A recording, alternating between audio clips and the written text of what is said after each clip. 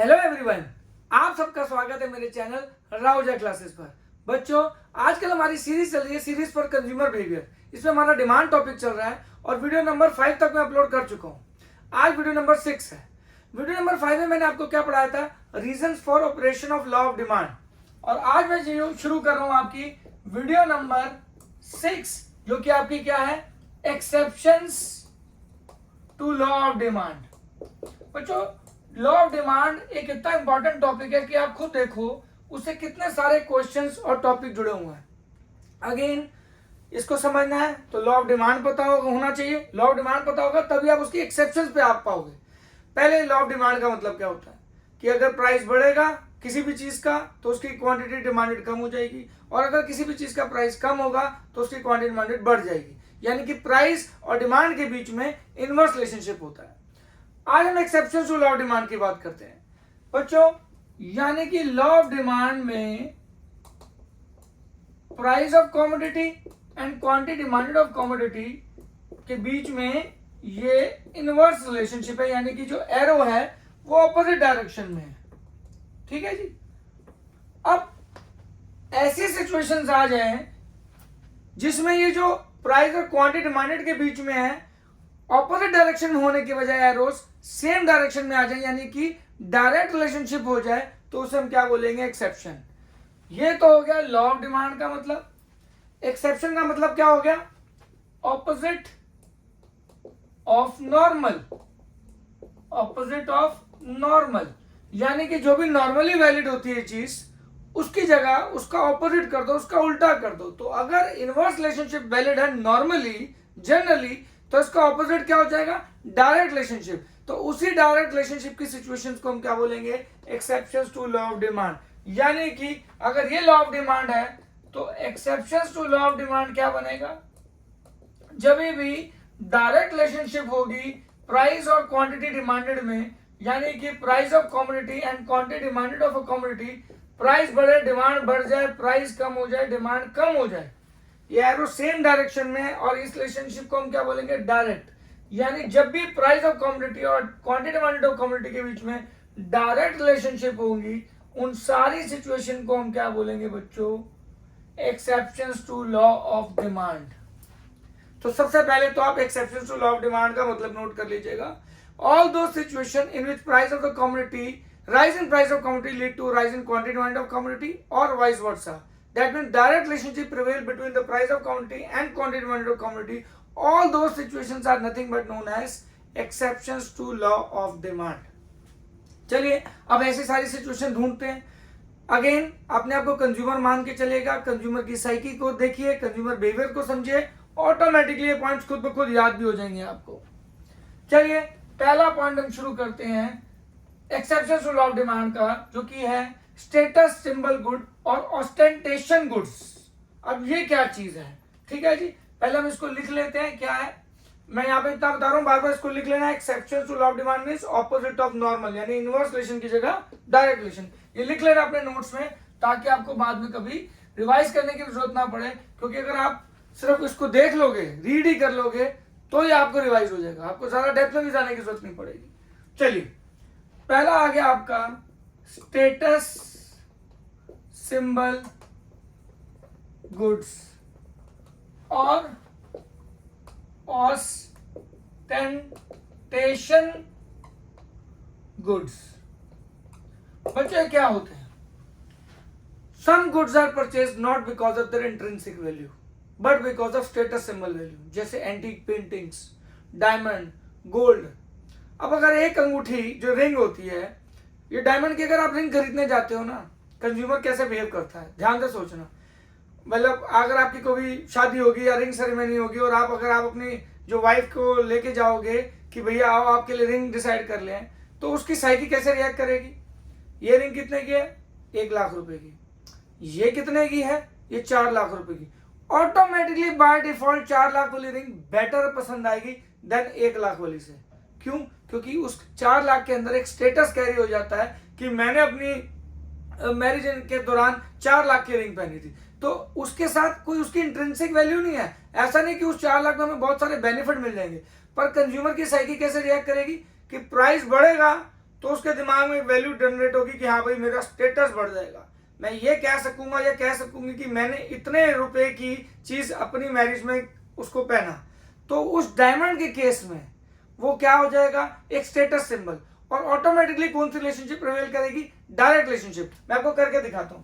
जैसे यहां ले लो प्राइस ऑफ डायमंड रिंग, ठीक है जी, और यहां ले लो quantity demanded of diamond ring. तो उस केस में क्या होगा, नेचुरली आप देखना जब भी प्राइस बढ़ेगा, जितना महंगा होता जाएगा उतनी डिमांड बढ़ती है, क्योंकि लोगों को लगता है भैया मेरा स्टेटस बढ़ रहा है। एंड ऑटोमेटिकली यहाँ प्राइस बढ़ने से डिमांड बढ़ रही है, लॉ ऑफ डिमांड के ऑपोजिट हो गया, तो वो क्या हो गया, exception, and it will become exception to law of demand. तो some time goods are purchase not because of their intrinsic value. By intrinsic value I mean कि उसका कोई यूजेज इतना ज्यादा नहीं होता है, बट क्योंकि ये स्टेटस को इंपैक्ट करती है तो हम महंगी चीज खरीद लेते हैं सोच के कि भाई महंगी है तो हमारा स्टेटस बढ़ेगा, और ऑटोमेटिकली वो क्या बन जाती है, exceptions to law of demand. तो आप इसे ऑस्टेंटेशन गुड्स भी बोलते हैं, याद रखना, कई बार एमसीक्यू में पूछ लिया जाता है। तो स्टेटस सिंबल गुड्स और ऑस्टेंटेशन गुड्स इसको हम बोलते हैं, और इसके बीच में डायरेक्ट रिलेशनशिप हो गया, क्योंकि उनके प्राइस बढ़ने से क्वांटिटी डिमांडेड ऑफ कमोडिटी बढ़ गई, और जब डायरेक्ट रिलेशनशिप हो गया तो exception to law of demand. चलिए नेक्स्ट पॉइंट पे आ जाइए। अब नेक्स्ट पॉइंट हमारा क्या है, emergency. Consumer does not behave normally during the period of emergencies. अब इमरजेंसी क्या है, मान लो भैया जब भी इमरजेंसी पड़ती है, किसी बात की अचानक से बहुत ज्यादा जरूरत पड़ता है, उस केस में consumer does not behave in normal way. मान लो आप किसी हिल स्टेशन पे जाते हो और ठंड पड़ जाती है बहुत ज्यादा, अचानक से बहुत ज्यादा वेदर में चेंज आता है और अचानक बहुत ठंड पड़ जाती है, और आप विंटर वार्म क्लोथ नहीं लेके जाते हो। अब उस केस में आपको पता है एक जैकेट जो नॉर्मली मुझे 1000 रुपए की मिल रही है, यहाँ पे वो आदमी 5000 रुपए की बेच रहा है, क्योंकि उसे पता है मुझे खरीदने की जरूरत पड़ रही है, क्योंकि ठंड एकदम पड़ गई है और मेरे पास कोई क्लोथ नहीं है। तो during the period of emergencies, जैसे कि फ्लड, फेमाइन, वॉर के टाइम पे, consumer never behave in a normal way. उसको हमेशा डर रहता है, वो जो डर है that is called exception to law of demand. क्यों, क्योंकि उस केस में क्या होगा, प्राइस ऑफ कमोडिटी और क्वांटिटी डिमांडेड ऑफ कमोडिटी के बीच में कौन सी रिलेशन हो जाएगी, डायरेक्ट हो जाएगी। अब वहां पे अगर आप जैकेट खरीद रहे हो तो नॉर्मल प्राइस से ऊपर बेच रहा है, आपको लेनी पड़ेगी, क्योंकि आपके पास ऑप्शन नहीं है, क्योंकि इमरजेंसी की सिचुएशन है। तो जब इमरजेंसी की सिचुएशन होती है तो consumer does not behave in a normal way, he may purchase more of the commodity, he may purchase more of the commodity at higher prices because he has no other options, as it is a time of emergency. So in that case it will also become exceptions to law of demand. क्यों, क्योंकि यहाँ पे कौन सी relationship होगी, price of commodity and quantity demanded commodity में direct relationship होगी, और अल्टीमेटली बन गया आपका exception to law of demand. तो 2 पॉइंट हो गए। अब हम चलते हैं तीसरा पॉइंट। तीसरा पॉइंट हमारा क्या है बच्चों, इग्नोरेंस। समटाइम कंज्यूमर जो होता है वो बहुत इग्नोरेंट होता है कि मार्केट में प्राइस क्या प्रिवेल चल रहा है। तो हमारा थर्ड पॉइंट क्या है, ignorance. Consumer sometime may purchase higher commodity, more commodity at higher prices. Sometime consumer may purchase more commodity at higher prices presuming that he is buying a superior commodity. कई बार क्या होता है, मान लो हम एक मार्केट में जाते हैं, सपोज करो कोई भी मार्केट हो, करोल बाग हो गई, लाजपत नगर हो गई, हम अभी मार्केट में घुसे और हमने पहली दुकान से एक चीज ले ली, पर जब हम आगे मार्केट में चलते गए दुकान में, हमने मार्केट और घूमी तो हमें लगा यार ये चीज तो अंदर मार्केट में और सस्ती मिल रही है। तो हमें, क्योंकि हमने मार्केट सर्च नहीं करी होती, हम एक इग्नोरेंट कंज्यूमर, हमें पता ही नहीं मार्केट में क्या प्राइस चल रहा है। और दूसरी चीज, हम कई बार सोचते हैं अगर महंगी चीज होगी तो अच्छी होगी। तो because of this problem consumer does not behave in normal way. Again, sometimes consumer may purchase more of the commodity at higher prices presuming that he is buying a superior commodity.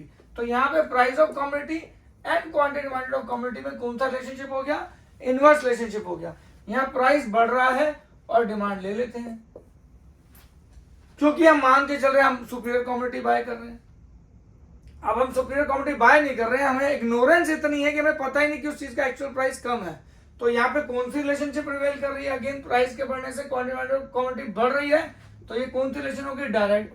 और जैसे ये direct relationship बन गई, क्या बन गई, exceptions to law of demand. जब भी प्राइस के बढ़ने से डिमांड बढ़ जाए और प्राइस के कम होने से डिमांड कम हो जाए तो याद रखना वो बन जाएगी exception to law of demand, क्योंकि वो ऑपोजिट ऑफ नॉर्मल है। चलिए अब हम चौथा पॉइंट करते हैं बच्चों। चौथा पॉइंट है फियर ऑफ शॉर्टेज। अब ये फियर ऑफ शॉर्टेज क्या चीज है बच्चों? कई बार क्या होता है, हमारे को लगता है कि ये गुड फ्यूचर में बहुत महंगा होने वाला है। जैसे प्याज के केस में जनरली लगता है आज प्याज 20 रुपए है, ठीक है जी, और कल 10 रुपए था, आज 20 हो गया, लोगों को लग रहा है भाई शॉर्टेज होने वाली है, आगे फ्यूचर में प्याज की बहुत ज्यादा, अनियन की बहुत ज्यादा शॉर्टेज होने वाली है। तो ऑल तो प्राइस आज बढ़ गया कल के अकॉर्डिंगली, फिर भी डिमांड बढ़ जाएगी ये सोच के कल ये 30 का ना हो जाए या 40 का ना हो जाए। तो यहाँ पे बहुत इंपॉर्टेंट पॉइंट है fear, fourth point fear of shortage. अब ये क्या पॉइंट है कि समटाइम दिमाग में कंज्यूमर के क्या बैठ जाता है बच्चों कि भैया ये चीज की फ्यूचर में स्कार्सिटी होने वाली है, शॉर्टेज ऑफ सप्लाई होने वाली है, या ये फ्यूचर में गुड मिलेगा नहीं, तो आज जितना मौका है इसको खरीदो। ऑल्दो इसका प्राइस कल के कंपैरेटिवली में आज बढ़ रहा है, पर फ्यूचर में और ना बढ़ जाए, ये जो डर है, ये फ्यूचर में जो डर है प्राइस बढ़ने के बाद भी कंज्यूमर की साइकी को बदल देगा और ज्यादा प्राइस पे ज्यादा क्वांटिटी खरीदने को मजबूर कर देगा, और ऑटोमेटिकली क्या बन जाएगी again exception to law demand. क्यों? क्योंकि यहाँ पे भी कौन सी रिलेशनशिप हो गई, direct relationship between price of the commodity and quantity demanded of a commodity. ठीक है जी। अब आ जाओ पांचवा पॉइंट।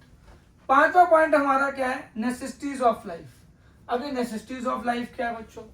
देखो जी, fifth point necessities of life, ठीक है जी, फूड, क्लोथ, या आप इसे कह सकते हो जनरली मेडिसिन।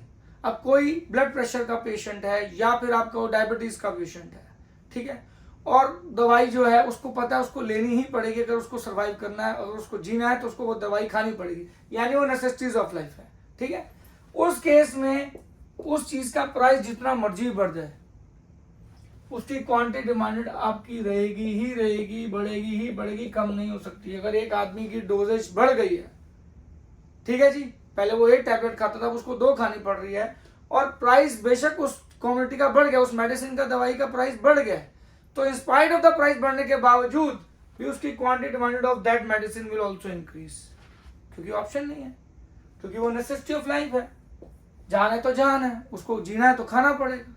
तो यहाँ पे ऑटोमेटिकली प्राइस बढ़ रहा है, डिमांड बढ़ रही है, फिर कौन सी रिलेशनशिप हो गई, फिर डायरेक्ट रिलेशनशिप होगी, और जैसे डायरेक्ट रिलेशनशिप हो गई अल्टीमेटली क्या बन जाएगी, exception to law of demand. तो पहला नेक्स्ट फिफ्थ पॉइंट कौन सा हो गया, नेसेसिटीज ऑफ लाइफ।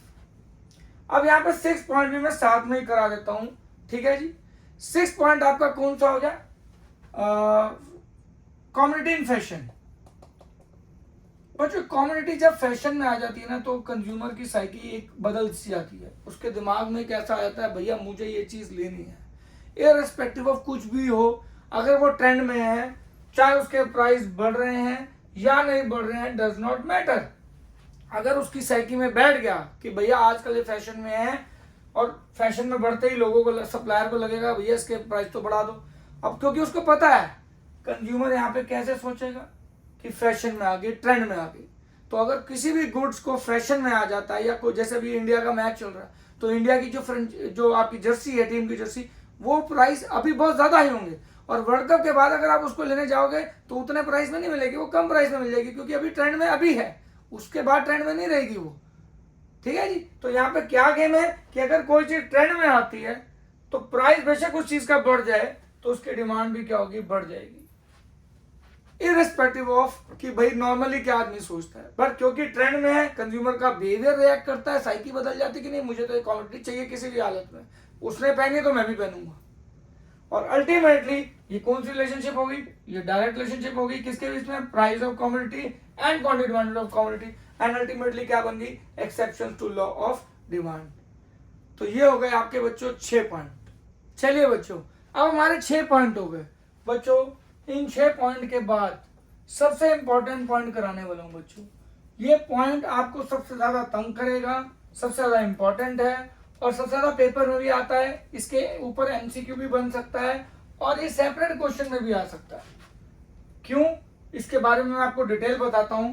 ये सबसे इंपॉर्टेंट पॉइंट है बच्चों, exception to law of demand का 7वां पॉइंट, और इस पॉइंट का नाम क्या है, गिफन गुड्स। बच्चों गिफन गुड्स इसका नाम क्यों पड़ा? सबसे पहले तो एक सर रॉबर्ट गिफन नाम के कहते हैं, एक बहुत बड़े इकोनॉमिस्ट थे। उस आदमी ने बेसिकली क्या किया, sir Robert Giffen, I repeat, इन्हीं के नाम पे गिफन गुड्स का नाम पड़ा है, सर रॉबर्ट गिफन। इसको प्लीज नोट कर लीजिएगा, इस पे समटाइम एमसीक्यू भी आ जाता है। तो सर रॉबर्ट गिफन नाम के एक अंकल थे। बेसिकली उन्होंने क्या किया कि ब्रिटेन के अंदर अर्ली 90s में देखा एक ट्रेंड कि क्या हुआ कि ब्रेड के प्राइस लगातार बढ़ रहे थे, ब्रेड के प्राइस लगातार बढ़ रहे थे। तो उन्होंने देखा प्राइस ऑफ ब्रेड लगातार बढ़ रहे थे, तो उन्होंने देखा क्वांटिटी डिमांडेड ऑफ ब्रेड लगातार बढ़ रही है। फिर उन्होंने देखा ऐसा क्यों हो रहा है, ऐसा क्यों हो रहा था, क्योंकि वहां पे ब्रिटिश उस टाइम पे कुछ लो पेड ब्रिटिश वेज अर्नर्स थे जिनकी सैलरी, तनख्वाह, वेजेस बहुत कम थी। अब उनको अपनी डाइट कंप्लीट करनी थी, तो चिकन और फिश और महंगा हो गया था।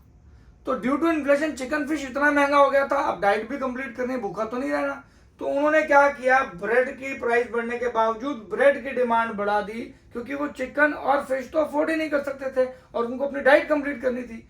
तो ऐसे गुड्स को उन्होंने क्या नाम दिया, गिफन गुड्स। और सर रॉबर्ट गिफन के नाम पे ही वो नाम पड़ गया गिफन गुड्स। अब ये exception to law of demand कैसे बनी, क्योंकि यहाँ प्राइस बढ़ रहा था ब्रेड का, क्वांटिटी डिमांडेड तो फॉल होनी चाहिए थी, बट यहाँ पे क्वांटिटी भी बढ़ गई।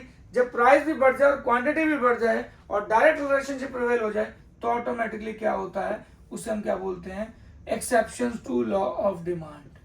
पर बच्चों ये यहाँ पे खत्म नहीं होता, इसमें असली गेम शुरू होती है। अब जनरली हमारे 3 तरह के गुड्स होते हैं, नॉर्मल गुड्स, ठीक है जी, इंफीरियर गुड्स और आपका गिफन गुड्स। इसके ऊपर भी मैं एक डिटेल क्लास लूंगा इसके बाद, पर अभी के लिए पहले इतना समझिए कि इनके नेचर क्या होता है, इसके फैक्ट क्या होता है। अगर इसको और डिटेल में भी कभी जाना हो बीकॉम लेवल पे या इकोनॉमिक्स लेवल पे, तो आप मुझे एक सेपरेट सेशन कमेंट सेक्शन में बताइएगा, मैं वो भी आपको दूंगा कि कैसे कैसे इनका इफेक्ट हायर स्टडीज में आप पे इम्पैक्ट कैसे करता है। अगर आपको किसी बीकॉम वालों को या एमकॉम वालों को या जिनको इकोनॉमिक्स ऑनर्स करनी है उसको समझना हो, तो मेरे कमेंट सेक्शन में जरूर बताइएगा। चलिए, पहली बात मैंने आपको लास्ट क्लास में क्या कराया था, reasons for operation of law of demand, ठीक है जी, reason for operation of law of demand कराया था। उसमें एक मैंने आपको कराया था इनकम इफेक्ट और एक कराया था आपको सब्स्टिट्यूशन इफेक्ट। याद रखना, income effect plus substitution effect को क्या बोलते हैं, price effect. I repeat, income effect plus substitution effect equal to price effect. Video number 6 में मैंने ये बताया, वीडियो नंबर 5 में मैंने इसको एक्सप्लेन कर रखा है। अगर आपको देखना हो तो वीडियो नंबर 5 जरूर देख लेना, reason for operation of law, उसमें मैंने डिटेल में एक्सप्लेन किया। अब क्या होता है, सब्स्टिट्यूशन इफेक्ट क्या होता है जी, तीनों का पॉजिटिव होता है। होता क्या है, इसको मैंने डिटेल में एक्सप्लेन कर चुका हूं पहले सब्स्टिट्यूशन इफेक्ट को, पर याद रखना सब्स्टिट्यूशन इफेक्ट तीनों का पॉजिटिव होता है। मतलब कि अगर आप पर्टिकुलर कमोडिटी का प्राइस फॉल करोगे तो उससे जो क्वांटिटी डिमांडेड में इफेक्ट आएगा वो बढ़ेगा, तो ऑटोमेटिकली सब्स्टिट्यूशन इफेक्ट क्या आएगा, पॉजिटिव, ठीक है जी। इनकम इफेक्ट क्या होता है बच्चों, क्वांटिटी के ऊपर। याद रखना, अगर इसकी डिटेल में डेरिवेशन चाहिए तो अलग सेशन में दे दूंगा, अभी के लिए सिर्फ इस कंटेक्स्ट में समझ लो कि नॉर्मल गुड, इंफीरियर गुड और गिफन गुड के प्राइस इफेक्ट के ऊपर क्या इंपैक्ट होता है।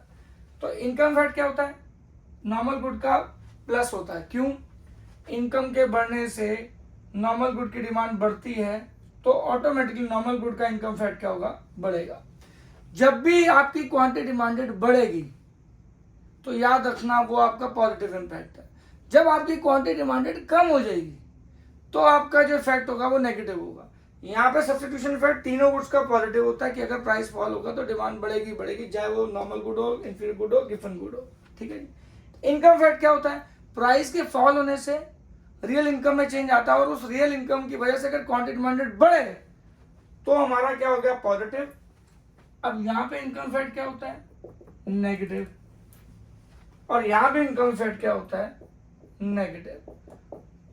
यानी इंफीरियर गुड और गिफन गुड का जो हमारा इनकम इफेक्ट होता है वो हमेशा क्या होता है, नेगेटिव। अब इन दोनों को मिला के हमारा क्या बनता है, प्राइस इफेक्ट।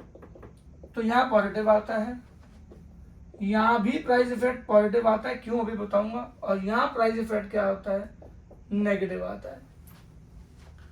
तो अगर लॉजिकली समझें, ये पॉजिटिव, ये तो पॉजिटिव ही आएगा, क्यों, क्योंकि यहाँ पॉजिटिव पॉजिटिव, तो ये पॉजिटिव आ गया, ये पॉजिटिव है, ये नेगेटिव है, पर ये पॉजिटिव क्यों आ रहा है, ये तभी आएगा जब positive substitution effect is more than negative income effect.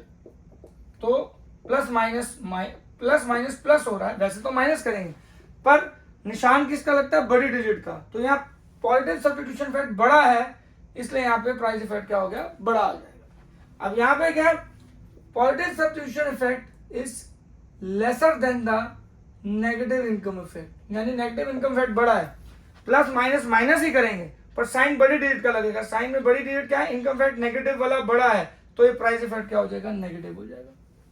अब यहाँ प्राइस इफेक्ट नेगेटिव होने का मतलब क्या है, पहले ये सुन लो कि ये चीज तो क्लियर हो गई कि अगर किसी भी चीज का प्राइस इफेक्ट पॉजिटिव है, मतलब लॉ ऑफ डिमांड प्रिवेल कर रही है, यानी नॉर्मल गुड पे लॉ ऑफ डिमांड प्रिवेल करता है, यानी कि इंफीरियर गुड पे लॉ ऑफ डिमांड प्रिवेल करता है, पर गिवन गुड्स पे लॉ ऑफ डिमांड प्रिवेल नहीं करता, क्योंकि प्राइस इफेक्ट क्या है, नेगेटिव। जब तक प्राइस इफेक्ट पॉजिटिव है लॉ ऑफ डिमांड प्रिवेल करेगा, जब प्राइस इफेक्ट नेगेटिव हो जाएगा लॉ ऑफ डिमांड प्रिवेल नहीं करेगा। क्यों, क्योंकि इसका positive substitution effect is lesser than the negative income effect, और प्राइस इफेक्ट क्या होता है, substitution effect plus income effect. तो जिसका प्राइस इफेक्ट नेगेटिव हो गया, यानी कि वहां लॉ ऑफ डिमांड कभी भी प्रिवेल नहीं करेगा, और जहां प्रिवेल नहीं करेगा वो चीज क्या बन जाएगी, exceptions to law of demand. ठीक है जी। अब मैं इसको एग्जांपल से भी एक्सप्लेन करूंगा, तो आपके दिमाग में बैठ जाएगा हमेशा के लिए। कैसे, इसको मैं प्रूव करके दिखाता हूं, ध्यान से सुनिएगा बच्चों, बड़ा प्यारा पॉइंट है। इसको जब लिखना हो तो आप प्लीज पॉज करके वीडियो को लिख लेना, पर ये पॉइंट बहुत प्यारा है। ठीक है, मान लो बच्चों यहाँ पे कंज्यूमर बाजरे का आटा लेता था, यहाँ पे हम ले लेते हैं प्राइस ऑफ बाजरा। ठीक है, जनरली व्हीट और राइस नॉर्मल कमोडिटी होती है, तो बाजरा आपका इंफीरियर गुड हो गया। अब ये इंफीरियर गुड गिफन कैसे बनता है, यार ना, हर इंफीरियर गुड गिफन गुड नहीं होता, बट हर गिफन गुड्स इंफीरियर गुड होता है। I repeat, all inferior goods are not Giffen goods, but all Giffen goods are inferior goods. Giffen goods are those inferior goods whose positive substitution effect is lesser than the negative income effect। इसको लिख लेना। Again I repeat, इस पर अगर detail class चाहिए हो तो जरूर बताना, क्योंकि अपने आप में एक सेपरेट टॉपिक है। अभी मैं सिर्फ इतना समझा रहा हूँ कि गिवन गुड्स आपका क्यों exception to law of demand है, क्यों। अब यहाँ पे प्राइस ऑफ बाजरा है, ठीक है जी, मान लो प्राइस ऑफ बाजरा फॉल हो गया, एक कंज्यूमर बाजरे का आटा खाता था, ठीक है जी, बाजरे का आटा 10 रुपए केजी आता था, अब वो 7 रुपए केजी हो गया। ठीक है जी, मान लो यहाँ पे प्राइस फॉल हो गया। अब यहाँ पे कंज्यूमर की रियल इनकम बढ़ गई, परचेजिंग पावर बढ़ गई, जो चीज 7 रुपए में 10 रुपए मिलती थी अब वो 7 रुपए मिल रही है। तो परचेजिंग पावर बढ़ने से वो क्या करेगा, वो सुपीरियर कमोडिटी के टूवर्ड चला जाएगा, सपोज करो व्हीट की तरफ चला जाएगा या राइस की तरफ चला जाएगा, यानी कि उससे जो क्वांटिटी डिमांडेड ऑफ बाजरा है वो क्या हो जाएगी, वो कम हो जाएगी। यानी कि प्राइस के फॉल होने से डिमांड फॉल हो रही है। जब प्राइस के फॉल होने से डिमांड फॉल हो तो प्राइस इफेक्ट क्या होता है, नेगेटिव होता है। जब प्राइस इफेक्ट नेगेटिव हो गया तो ये कौन सी रिलेशनशिप होगी, डायरेक्ट। और जैसे ये डायरेक्ट रिलेशनशिप हो गई, ये क्या बन गया, exceptions to law of demand. ये बहुत प्यारा पॉइंट है बच्चों, इसको डिटेल में समझ लेना। और अगर फिर मैं बार बार बोल रहा हूँ, इस पे अगर सेपरेट सेशन एक चाहिए होगा, एक वीडियो चाहिए होगा, तो मुझे जरूर बताइएगा कमेंट सेक्शन में। पर ये अभी के लिए how it is exception to law of demand गिवन गुड्स, तो इसका आंसर ये है क्योंकि इसमें भी डायरेक्ट रिलेशनशिप प्रिवेल करती है, बट सारे इंफीरियर गुड्स पे नहीं करती है। जिनका पॉजिटिव सब्स्टिट्यूशन इफेक्ट लेस होता है नेगेटिव इनकम इफेक्ट से, जिनका प्राइस इफेक्ट नेगेटिव होता है, वही आपके क्या बनते हैं, exception to law of demand. और ये किसने ढूंढा था, रॉबर्ट गिफन ने किया था, और इनका नाम क्या है पड़ गया, गिफन गुड्स पड़ गया।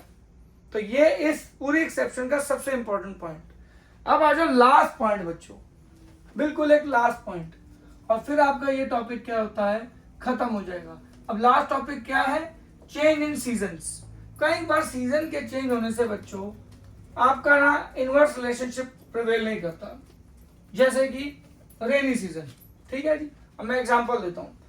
नॉर्मली अम्ब्रेला के प्राइस में कभी फर्क नहीं आता है अगर आप पूरे साल में लिखो, बट जैसे ही यहाँ पे इसका पॉइंट हो गया 8th, चेंज इन सीजन्स, ठीक है जी, चेंज इन सीजन्स, ठीक है। तो नॉर्मली क्या है, price of umbrella and quantity demanded of umbrella. जैसे ही रेनी सीजन आता है, सेलर को पता है भैया प्राइस बढ़ा दो क्योंकि कंज्यूमर खरीदेगा, तो उसमें ऑटोमेटिकली अम्ब्रेला की डिमांड बढ़ जाएगी। प्राइस के बढ़ने के बावजूद, क्योंकि हम लोग नॉर्मली खरीदते नहीं जब आउट ऑफ सीजन हो, हम क्या खरीदते हैं, सीजन आएगा तभी खरीदेंगे, कंज्यूमर की सही की है, बिहेवियर है। तो उस केस में प्राइस बढ़ गया अम्ब्रेला का, यहाँ क्वांटिटी डिमांडेड भी अम्ब्रेला की बढ़ गई। और जब दोनों चीजें बढ़ जाए तो अगेन कौन सी रिलेशनशिप होगी, डायरेक्ट रिलेशनशिप। और जैसे ही वो डायरेक्ट रिलेशनशिप बनेगी, अगेन क्या बन जाएगी, exception to law of demand. तो याद रखना, अगर प्राइस के बढ़ने से डिमांड बढ़े और अगर प्राइस के कम होने से डिमांड कम हो जाए, यानी कि डायरेक्ट रिलेशनशिप हो प्राइस और क्वांटिटी डिमांडेड में, तो उन सिचुएशन को हम एक्सेप्शन टू लॉ डिमांड करते हैं। मैंने 8 आपको सिचुएशन बताई। आई होप आज का सेशन आपको बहुत अच्छे से समझ आया होगा। ऐसे बने रहिएगा मेरे चैनल पे, खूब सारी वीडियोस आएंगी, खूब सारे कंसेप्ट आएंगे, सीखते रहेंगे, सिखाते रहेंगे। नमस्कार, जय हिंद, टेक केयर।